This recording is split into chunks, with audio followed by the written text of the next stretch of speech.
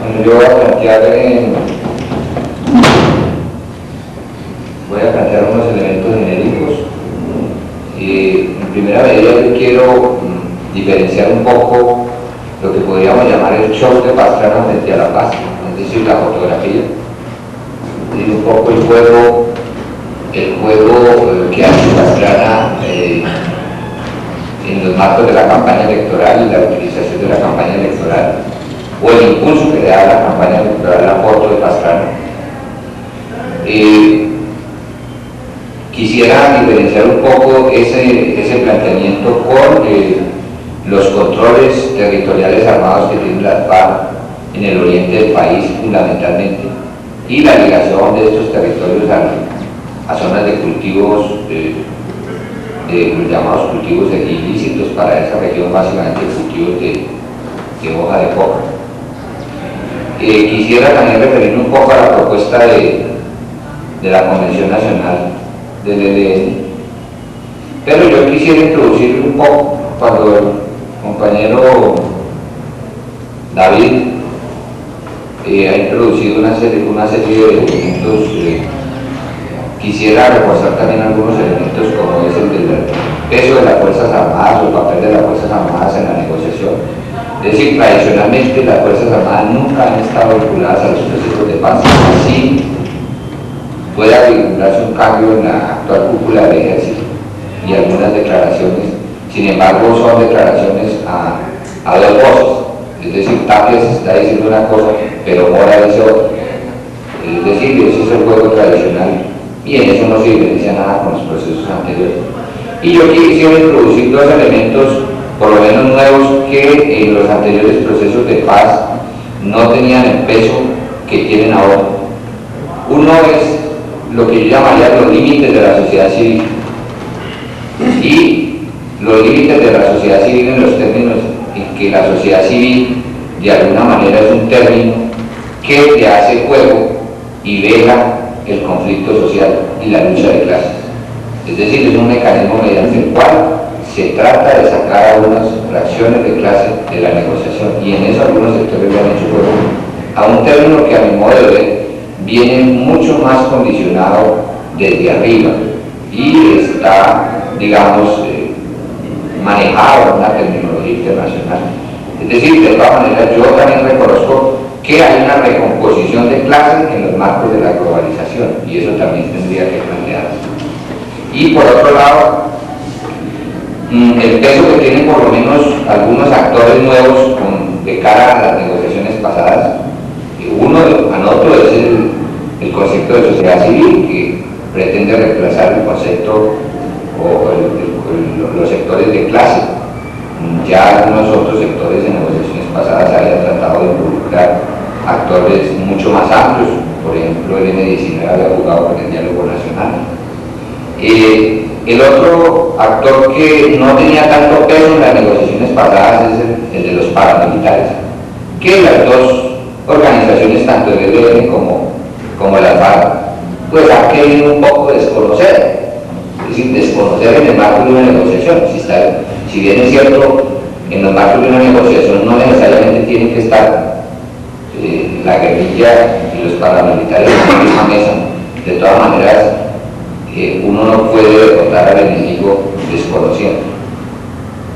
Y el otro elemento nuevo, no tan nuevo, pero que cobra una dimensión distinta en el marco de la actual negociación, es el narcotráfico y los intereses norteamericanos que hay detrás.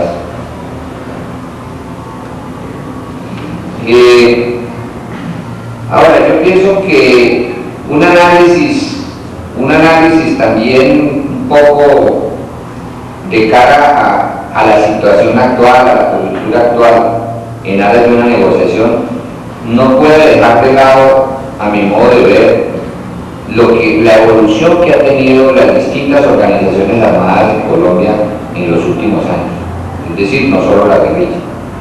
Yo diría que en los últimos años en Colombia lo que se ha consolidado es un gran control territorial armado, es decir, hay regiones zonas de producción de riqueza o zonas de tránsito de riqueza que han venido siendo controladas por distintos grupos. Y eso tampoco puede dar un helado de cara a un proceso de negociación.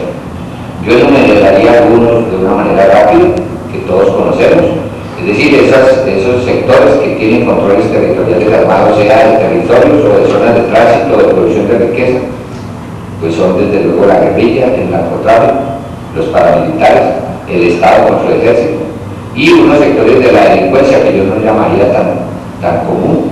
Por lo menos hay 3 sectores de la delincuencia que tienen una cierta estructura organizativa, que son la piratería terrestre, el cuaterismo y el secuestro. De manera que esos elementos son nuevos también en la consolidación, es decir, como elementos consolidados y que van a jugar un papel, incluso hay que tenerlos en cuenta en una propuesta bueno, no recuerdo exactamente cómo la propuesta del EDN, pero en una propuesta, digamos, de recomposición territorial, si lo pudiéramos llamar así. Y en ese marco, nosotros tampoco podríamos perder de vista, de cara a un análisis de la coyuntura, creo que a mi modo de ver no podríamos perder de vista lo que podríamos llamar unas violencias desde el poder y unas violencias desde los contrapoderes, que en el medio producen un gran terror y una degradación del conflicto, que es lo que estamos viendo en parte. En cuanto a lo internacional, y allí difiero un poco con el compañero David, yo creo que lo internacional hay que verlo, a mi modo de ver, por lo menos a 3 niveles. Uno es el problema internacional de cara a los Estados Unidos, teniendo en cuenta que los Estados Unidos, y estoy de acuerdo, ha cambiado o sea, debemos cambiar la visión frente a los Estados Unidos. El imperialismo norteamericano ya no se nos extraña, y los Estados Unidos hace rato están interviniendo entre nosotros. Es decir, hace rato la DEA hace operativos. Hace poco mataron a un agente de la DEA en la zona roja y a los 2 días cogían al que lo había asesinado, con la misma actuación del FBI y de la DEA. Y la DEA hace operativos cotidianos aquí entre nosotros. Y la intervención norteamericana es muy abierta, por lo menos desde el gobierno Gaviria, o es mucho más abierta. Pero yo diría que en el plano internacional habría que mirar claramente el papel de los Estados Unidos, y ese es un problema que tiene que ver con la internacionalización del conflicto, que tiene una dimensión, pero hay otra dimensión de la internacionalización del conflicto, y es la estrategia que la guerrilla ha buscado, sobre todo en Europa y también en los Estados Unidos, porque recuerden ustedes que, por ejemplo, el único, en este momento, la página de internet que tienen las FARC es facilitada básicamente por los Estados Unidos, porque en Centroamérica le fue cancelada. Entonces, de cara habría otra intervención internacional de cara a la estrategia de las organizaciones guerrilleras de buscar espacios, básicamente en Europa y aún en los Estados Unidos, porque la FARC ha tenido una gran arremetida dentro del territorio de los Estados Unidos buscando esa internacionalización del conflicto. Más que internacionalización del conflicto, reconocimiento, aunque yo sobre este punto reconozco que es débil y que en Europa, aún en los últimos años, el peso que tiene la guerrilla colombiana es muy degradado, es decir, ha perdido mucha fuerza. En los últimos 5 años la guerrilla colombiana tiene muy poca credibilidad en la mayoría de los países de Europa. Y habría otro tipo de internacionalización del conflicto, que es la confrontación guerrillera en las fronteras. Es decir, son 3 miradas de la internacionalización del conflicto, cuando las podemos mirar relaciones, pero tienen connotaciones distintas. Incluso ese planteamiento de la intervención directa norteamericana yo diría que es un planteamiento imposible. Los Estados Unidos no tienen necesidad de ninguna intervención directa, y los Estados Unidos tendrían una intervención en Colombia en una internacionalización del conflicto por la vía de la alianza de ejércitos latinoamericanos como hicieron en Colombia. Esa sería una intervención y mayor.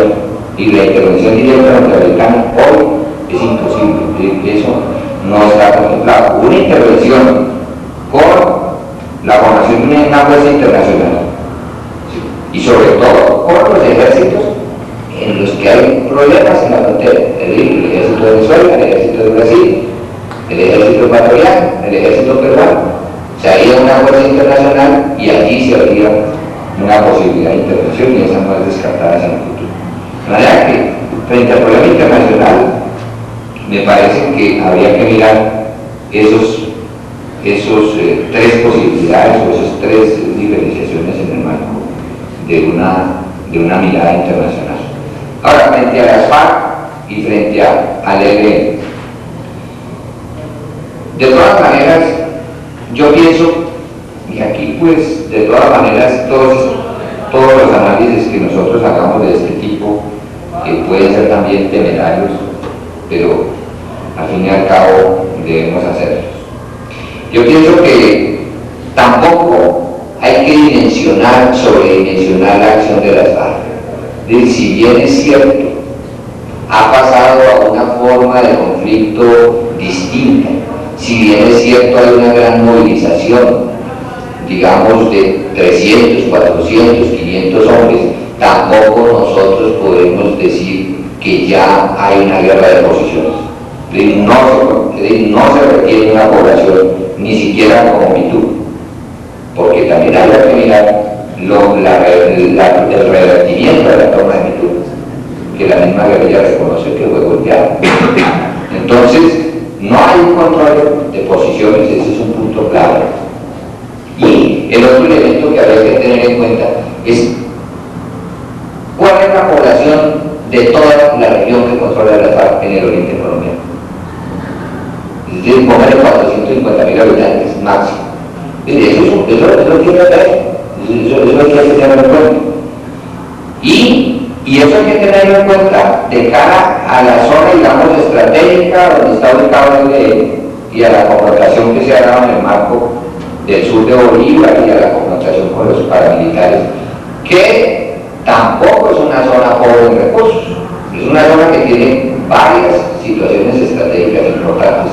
Es decir, es un control de la salida hacia el Chocó y un control de la salida hacia el Urabá. Es una zona con grandes recursos mineros en el subsuelo y es una zona que controla el paso de oleoductos hacia la exportación de crudos o la exportación de petróleo. De manera que esos son puntos que uno no puede perder de vista o que no se podría perder de vista.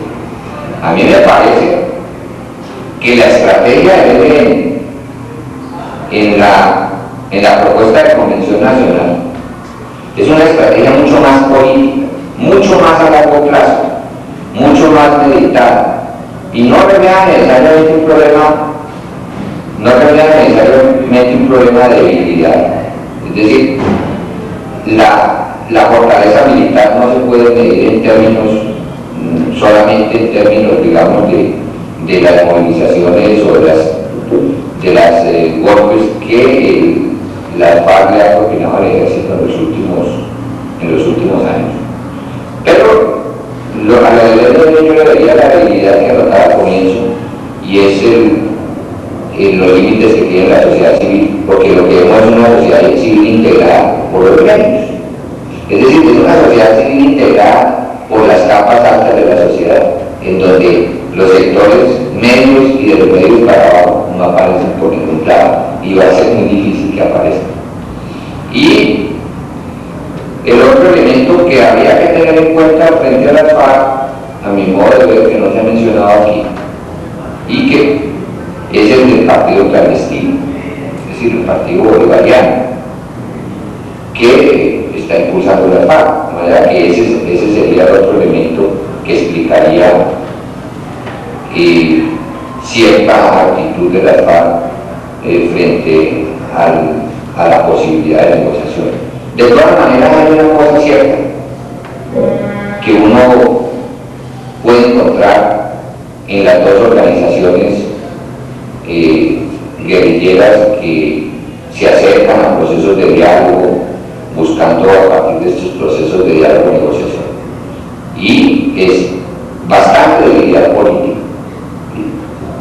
acompañar de pronto en un caso del ELN con debilidad militar, como se anota, con alguna sagacidad en sacar propuestas novedosas hacia la negociación política, pero una debilidad política ideológica con movimiento guerrillero. Es decir, la mayoría de las organizaciones lo que se han centrado en los últimos años es en un fortalecimiento militar, pero ideológicamente, políticamente, sus propuestas son muy pocas. Es decir, si uno mira las propuestas de las FARC, las que circulan, por ejemplo, por internet, es una propuesta socialdemócrata. Y los 9 puntos, los 10 puntos, es un transformismo socialdemócrata, es decir, ahí no hay nada. Y es que entre otras cosas, una de las limitantes es qué alternativas, qué modelo de Estado se puede proponer hoy. Es decir, los modelos de Estado que se proponen hoy son cercanos a las visiones socialdemócratas. No es clara una alternativa.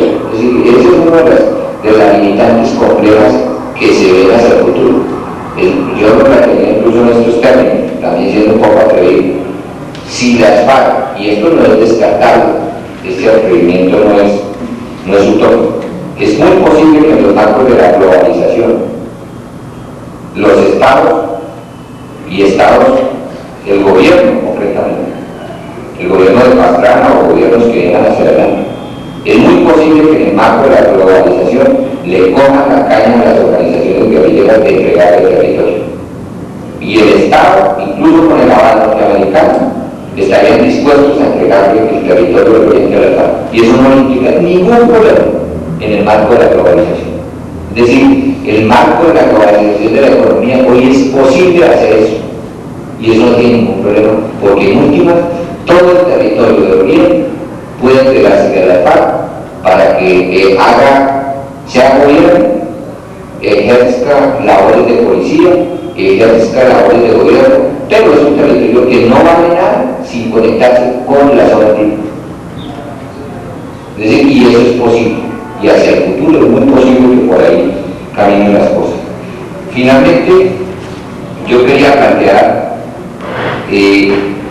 la estrategia de los dos partidos tradicionales de la reforma política, que está patinando en este momento, que sufre una serie de críticas, pero de todas maneras la reforma política, en los acuerdos de la reforma política, lo que hemos visto nosotros es el fortalecimiento de los dos partidos en detrimento de las minorías o los partidos minoritarios que prácticamente desaparecerían, y es una estrategia de los dos partidos de fortalecerse precisamente para aprovechar el diálogo o los inicios del diálogo con las organizaciones guerrilleras para fortalecerse y llegar fortalecidos como dos partidos a la negociación o a la posible negociación con la derecha. Gracias. Además de